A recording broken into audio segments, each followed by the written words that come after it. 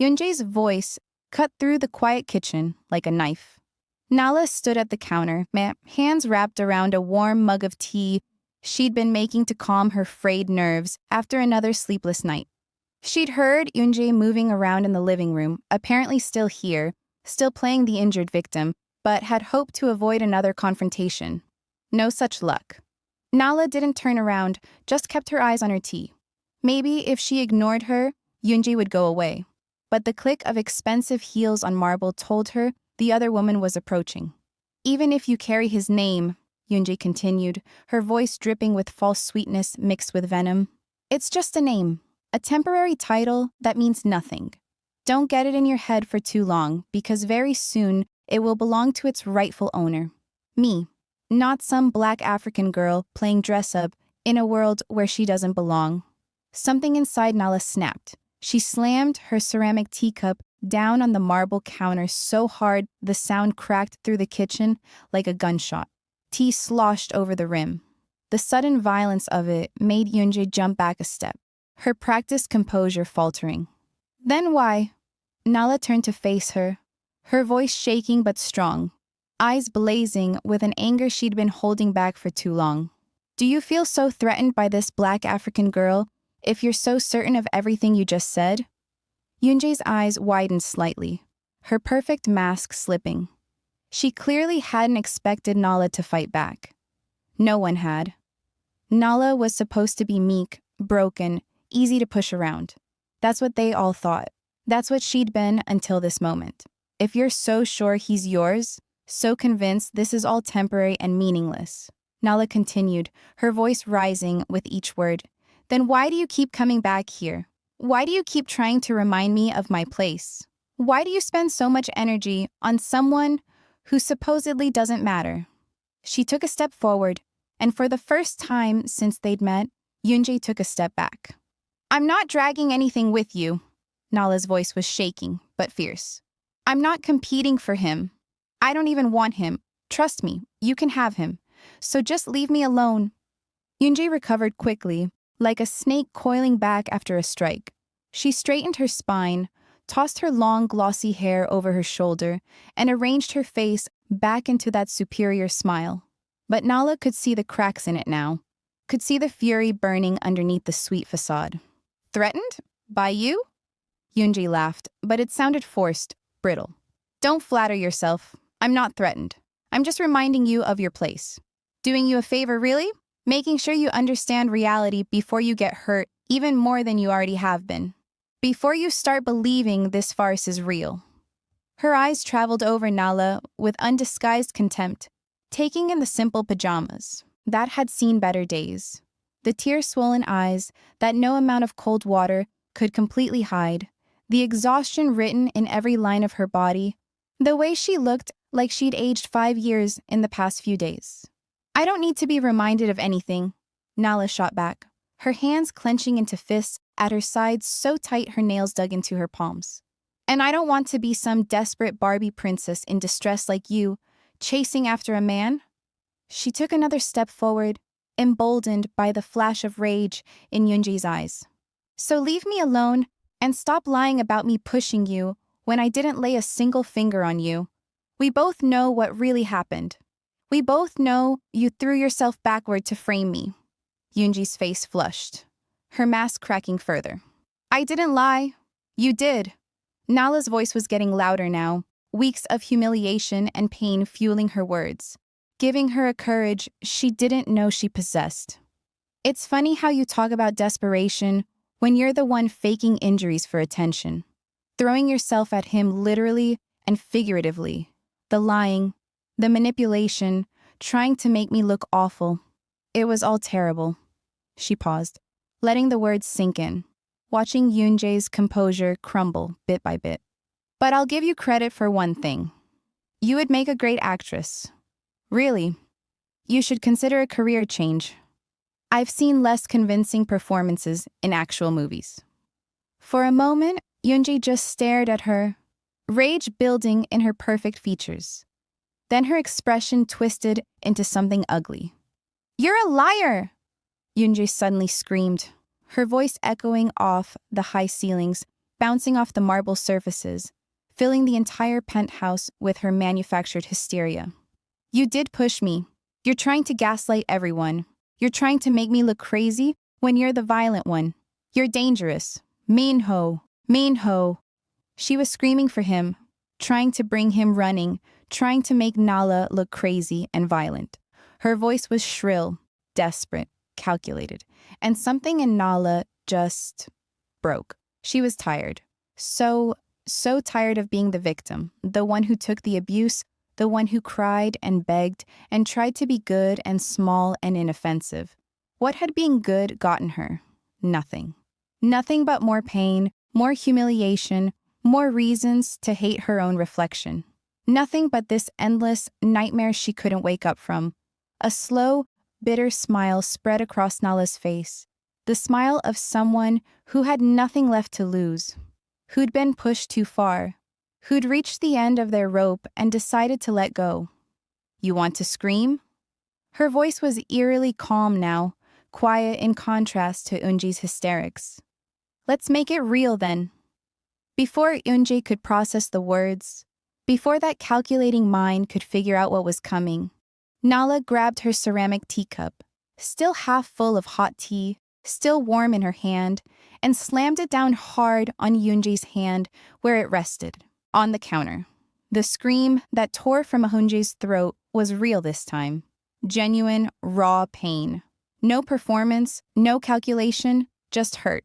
The cup didn't break, the expensive ceramic was too thick, but the impact on the delicate bones of Eunjae's hand was brutal. You crazy.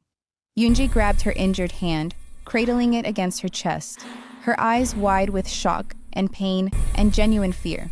Real tears sprang to her eyes, nothing manufactured about them.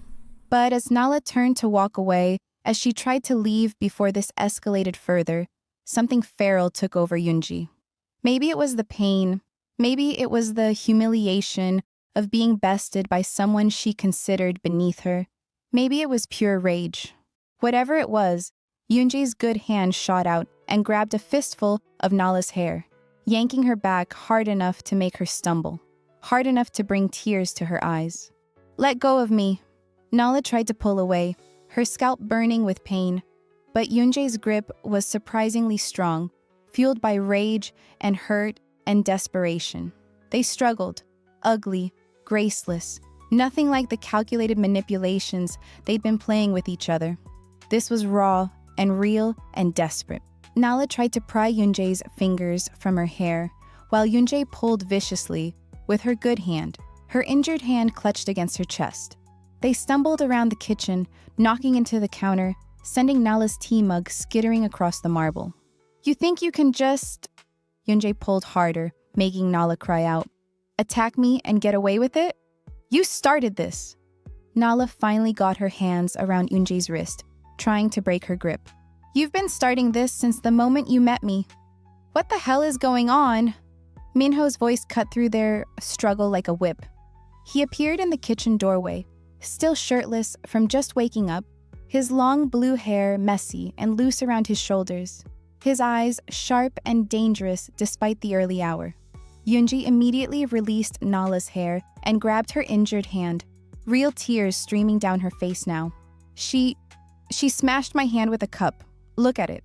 She held up her hand, which was already swelling, the skin red and angry. She attacked me. Minho's eyes swept over both of them.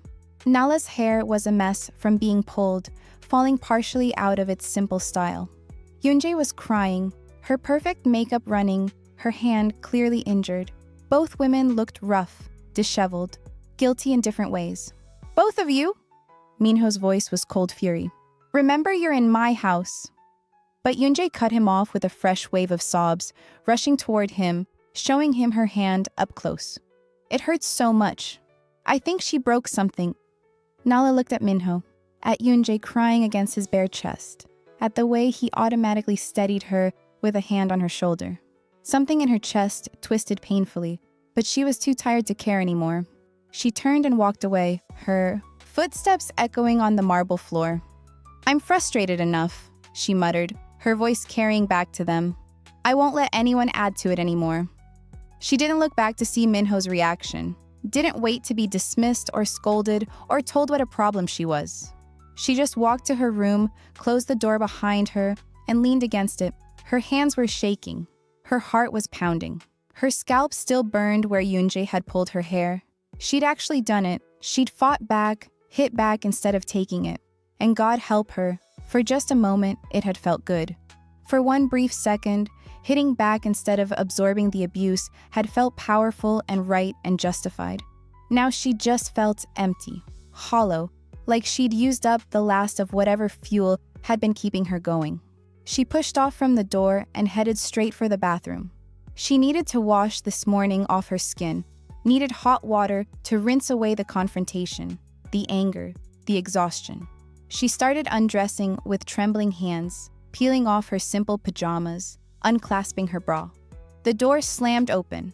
Nala spun around with a gasp, one arm instinctively crossing over her chest, her bra in her other hand. Minho stood in the doorway, his expression dark and unreadable, his chest still bare, his hair still messy from sleep, and now from running his hands through it in frustration. They both froze. Wait! Did Minho just burst into her room while she was half naked? After everything that happened this morning, the fight with Eunjae, the violence, the chaos, now this? If you're new here and just discovered this story, welcome to the Seoul Stars family. You're about to be obsessed.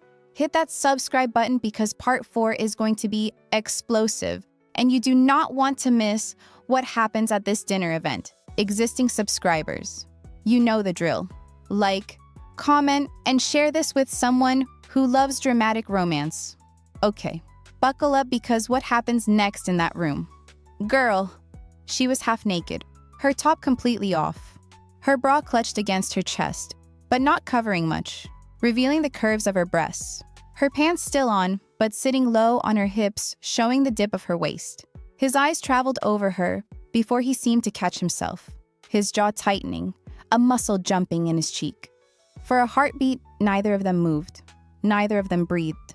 The air between them felt charged, electric, dangerous. You could have knocked!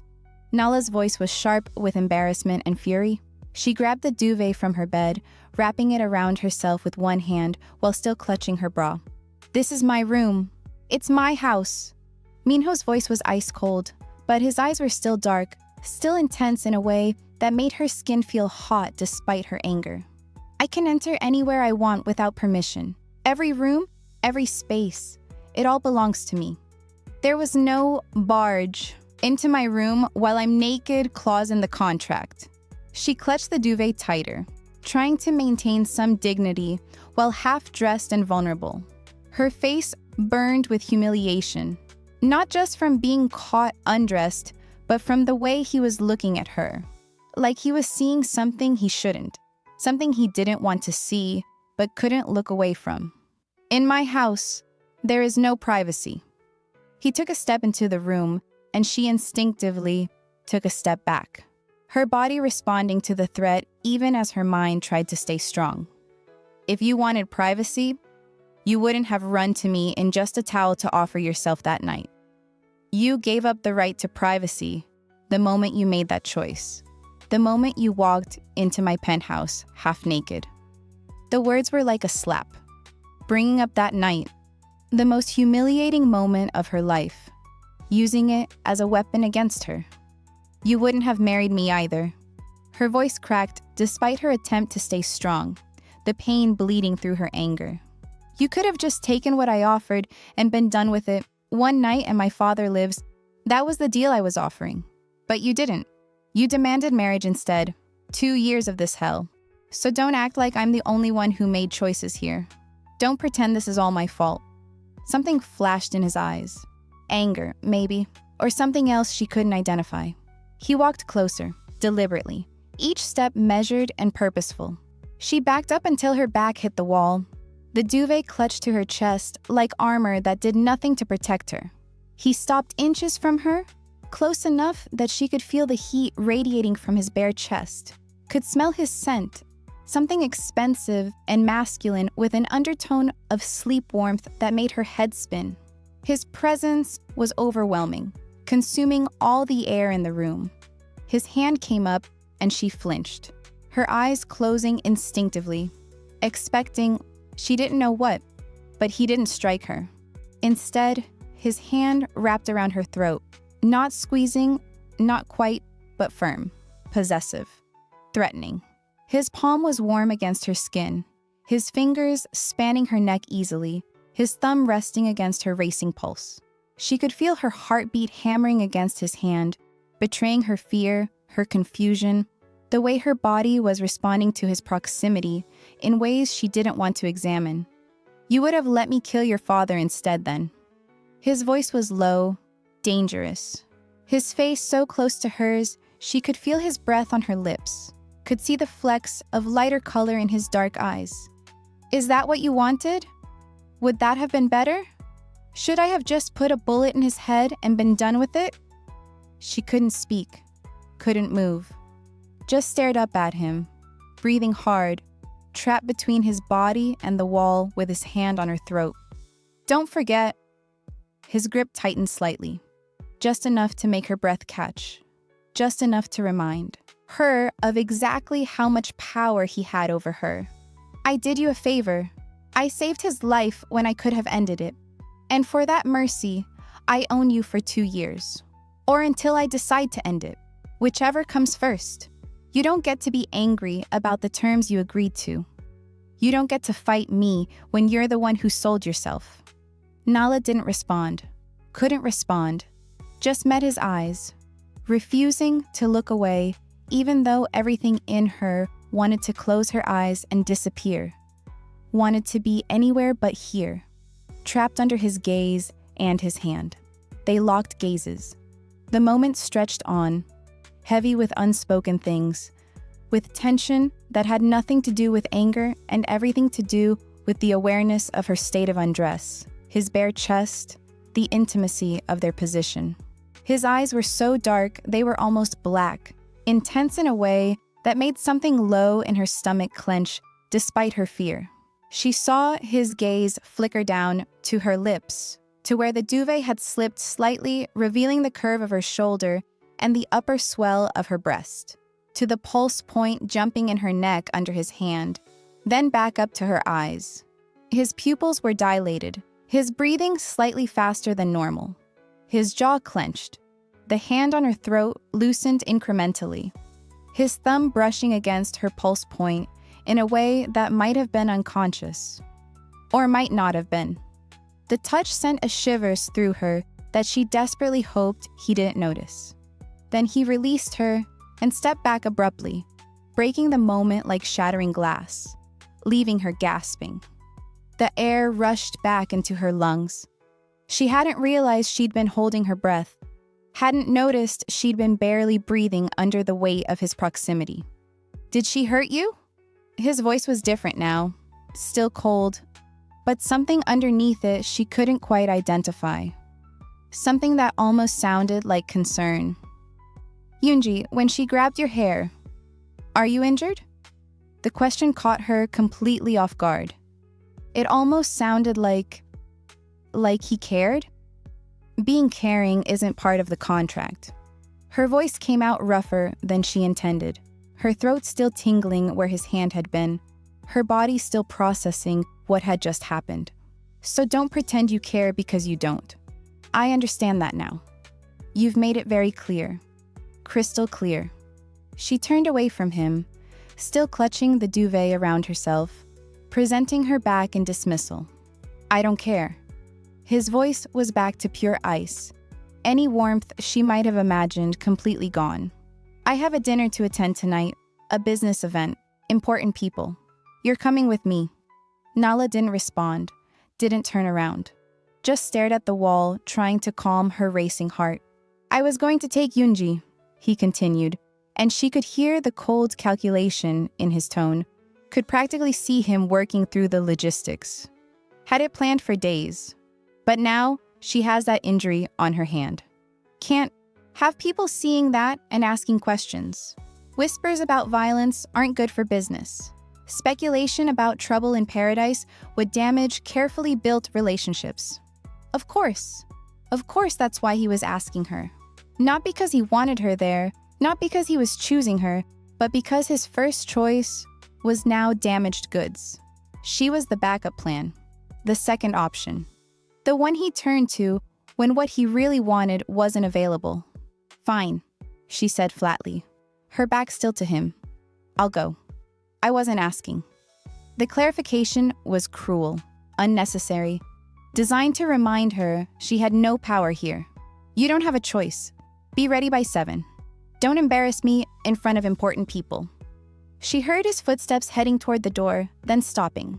She could feel him still there, could sense his presence even without seeing him. And Nala? His voice was quieter now. Next time you decide to hit someone, make sure I'm not in the house to see the aftermath. I don't care what you do, as long as it doesn't create problems for me. Then she heard his footsteps again, the door closing. Only then did she let the duvet drop and sink to the floor, her legs giving out, her whole body trembling. Her hands were shaking again. Not from fear this time, from something else. That moment against the wall, his hand on her throat, the intensity in his eyes. It had felt dangerous in a way that had nothing to do with violence. She pushed herself up and finished undressing with mechanical movements. The shower was scalding hot, but she barely felt it. She stood under the spray and let herself break down where he couldn't see, where he couldn't use her tears as another weapon against her. In the living room, Eunjae sat on the white leather couch nursing her genuinely injured hand. The ice pack was doing little to reduce the swelling that had already started to darken her skin. Her hand throbbed with real pain, a deep, aching throb that pulsed with her heartbeat. And the irony wasn't lost on her. She'd faked an injury to get Minho's attention, to manipulate the situation, to make herself look like the victim. And now, she had a real injury that was keeping her from getting what she wanted most. The universe had a twisted sense of humor. Minho had told her about the dinner earlier this week, had actually asked her to accompany him as his date, his partner for the evening. It would have been her first public appearance with him as something more than a family friend, a clear signal to Seoul society about where his affections lay, where his future was headed.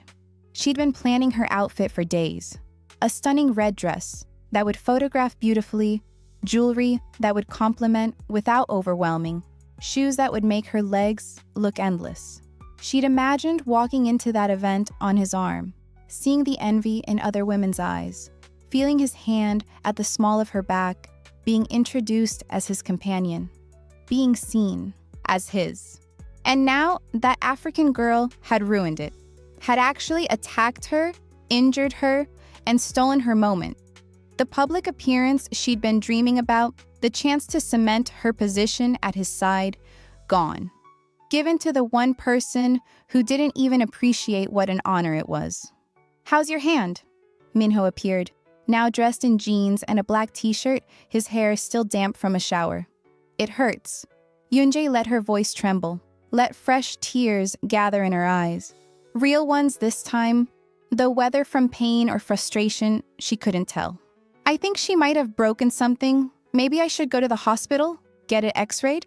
Take some ibuprofen. It's probably just bruised. His tone was dismissive, distracted.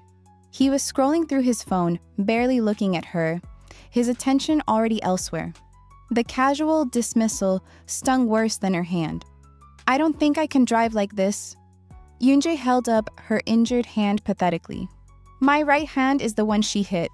I can't grip the steering wheel properly. And my ankle from before is still a bit sore. She let the implication hang. She needed to stay. Needed to be here when he got back from the dinner with her. Minho sighed. Fine. Stay until someone can pick you up. I'll have one of my drivers come stay with you. Should be back by 10. Thank you, Minho-si. She made her voice soft, grateful. I hate being alone here, though. Will you come back soon? Please? He finally looked up from his phone, his eyes sharp and assessing. For a moment, she thought he'd see through her, but then he just nodded curtly. I'll be back as soon as I can. Don't touch anything in my office. He walked away, and Eunjae let her sweet expression drop. Her hand throbbed, her pride was wounded, and she was stuck here, while he took that girl to the very event she was supposed to attend with him. She looked down at her swollen hand and felt something dark and vindictive settle in her chest. Nala Thompson had just made a very big mistake.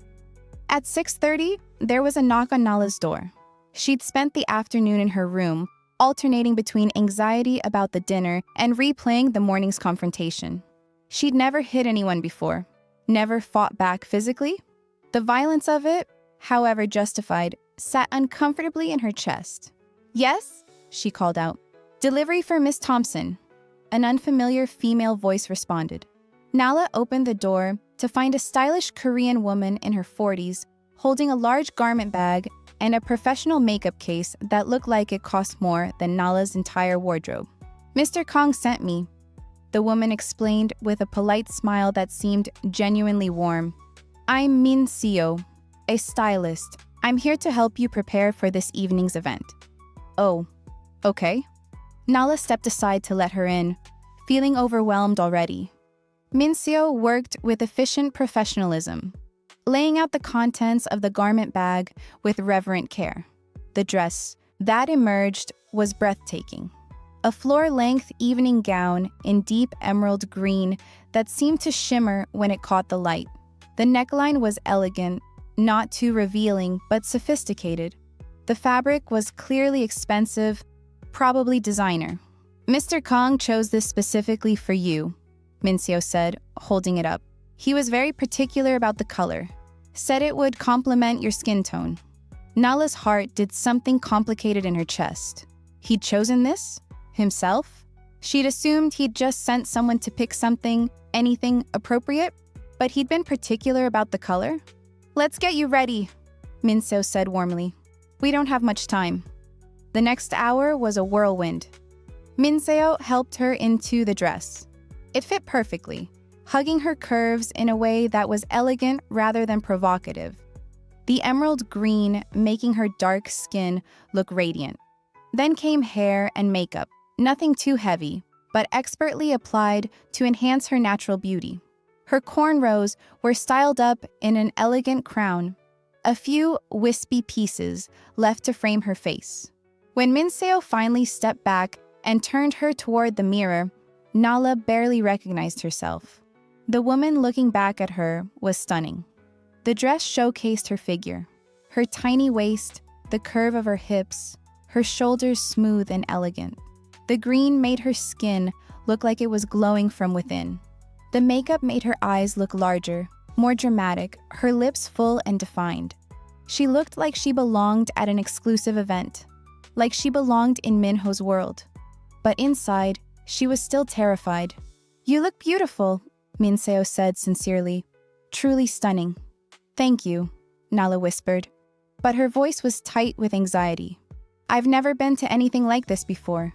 I don't know what to do, how to act." Minho squeezed her shoulder gently. "Just be yourself. And remember, you're there as his partner.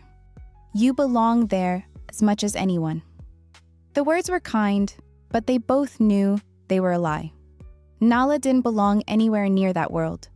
This dress, this makeup, it was all just costume. Underneath, she was still the poor girl who'd knelt in broken glass that morning, who'd been called dirty, who was being used as a pawn in games she didn't understand. "Mr. King is waiting downstairs," Minho said, packing up her supplies. "Good luck tonight." After she left, Nala took a final look in the mirror. The beautiful stranger looked back, and Nala tried to find some courage in that reflection. She picked up her small clutch purse, also provided, also perfect, and headed downstairs on shaking legs. From her position on the couch, Eunjae watched Nala descend the stairs and felt something vicious twist in her chest. She looked stunning. There was no denying it, no way to rationalize it away. Nala looked absolutely breathtaking in that emerald green gown. The color was perfect against her dark skin. The cut showed off her curves in a way that was impossible to ignore, and the styling made her look elegant and sophisticated. She looked like she belonged on a magazine cover, and Minho had chosen that dress. had been particular about the color. Eunjae had overheard Minho telling Nala. He'd put thought into it, care into it. When had he ever put that kind of thought into anything for her? Eunjae looked down at her bandaged hand, at her own outfit.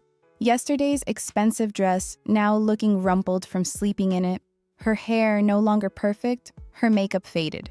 She looked like what she was, someone who'd overstayed her welcome. Minho appeared from his office, checking his watch.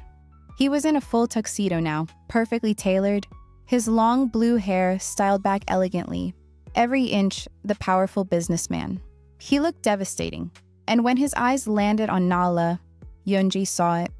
That momentary pause, that flicker of something in his expression before the mask returned.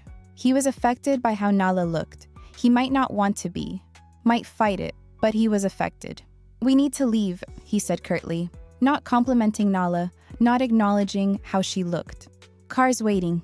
He walked toward the door, expecting her to follow. Nala did, but not before Eunjae called out, "Minho-si, you'll come back soon, won't you? I really don't like being here alone." Her voice was sweet, vulnerable, calculated to remind him she was still here, still injured, still needing his care. "You have everything you need here. Don't wait up for me." Then he was gone, and Nala followed, leaving Eunjae alone in the penthouse, burning with jealousy and rage. In the car, silence hung heavy between them. Minho sat on one side, scrolling through his phone, his face illuminated by the blue light.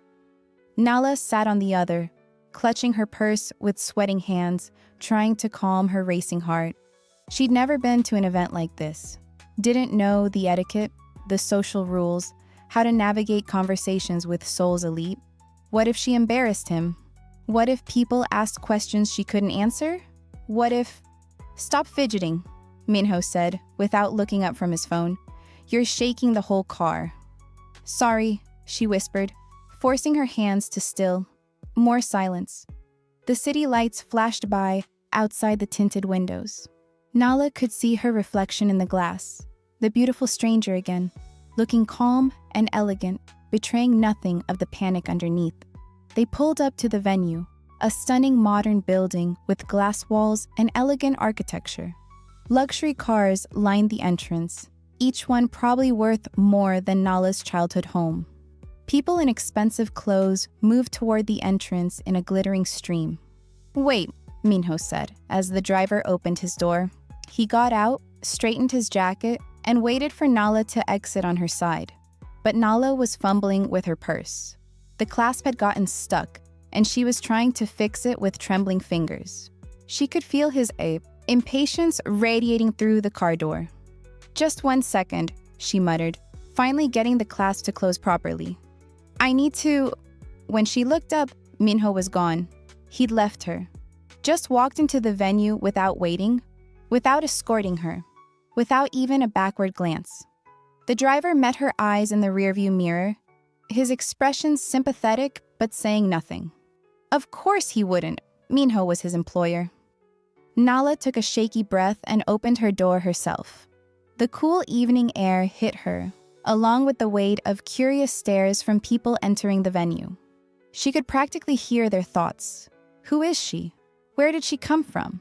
Why is she alone? She straightened her spine, held her head high, and walked toward the entrance. Her heels clicked on the marble walkway, each step taking her closer to a world she didn't belong in, to face people who would judge her, to pretend to be someone she wasn't. The entrance hall was even more stunning than the exterior. All soaring ceilings, modern art, and elegant people holding champagne glasses. Conversations hummed around her in Korean, in English, in languages she didn't recognize. Everyone looked comfortable, at ease, like they belonged. She didn't. Nala's eyes scanned the crowd, looking for Minho. She finally spotted him across the room, deep in conversation with an older Korean man in an expensive suit. The man was gesturing animatedly, clearly discussing business. Minho's face was focused, professional, nothing like the man who'd had his hand around her throat that morning. She started walking toward them, weaving through the crowd, very aware that people were watching her. Conversations paused as she passed. Eyes followed her. She heard whispers in Korean that she didn't understand but could guess the meaning of. Before she could reach Minho, his business partner's eyes landed on her. The man's expression transformed into open admiration. He stopped mid-sentence, his gaze traveling over her with appreciation that bordered on inappropriate. "Who is that beautiful black goddess?" His voice carried, drawing more attention to her. Minho turned, following his partner's gaze, and froze. Nala watched his reaction, the way his eyes widened fractionally, the way his jaw tightened, the way he just stared at her. Like he was seeing her for the first time. Like the woman walking toward him was a stranger wearing Nala's face. She felt suddenly self-conscious under that gaze. Wanted to check if her dress was sitting right, if her makeup had smudged, if something was wrong. But she forced herself to keep walking, to maintain her composure, to pretend she belonged here. Minho didn't say a word, just kept staring. His expression unreadable but intense in a way that made her skin feel hot. His business partner didn't notice the tension. Or maybe he did and just didn't care. Before Nala reached them, he rushed forward, all enthusiasm and charm. "Excuse me, miss." He took her hand with both of his before she could react, his smile wide and genuine. "You are absolutely stunning. Truly, I don't think I've seen anyone more beautiful at one of these events, and I've been attending them for 20 years. He kissed her hand, lingering longer than was probably appropriate, his eyes twinkling with interest. Thank you," Nala managed, off balance from the attention, from the compliments, from the way this powerful man was looking at her like she was the most interesting person in the room. "Are you here with someone?" he asked, still holding her hand, his thumb brushing against her knuckles. "Because if not, I would be honored to. She's with me." Minho was suddenly there, his voice cold enough to freeze. His hand wrapped around Nala's wrist, the one the other man was holding, and pulled her hand away, with a force that was just barely controlled. "So I suggest," Minho continued, his eyes hard as he looked at his business partner, "you keep your hands to yourself." The temperature in their immediate area seemed to drop 10 degrees. The partner's smile faltered, confusion crossing his features. Then understanding dawned. "Oh, my apologies, Minho-si. I didn't realize she was..." He backed up a step, hands raised in surrender. "She's lovely, very lovely. You're a lucky man." He walked away, but not before glancing back at Nala with lingering appreciation and something that might have been curiosity about how she ended up with the famously cold Kang Minho. Silence fell between them. Minho was still holding her wrist, his grip firm, possessive.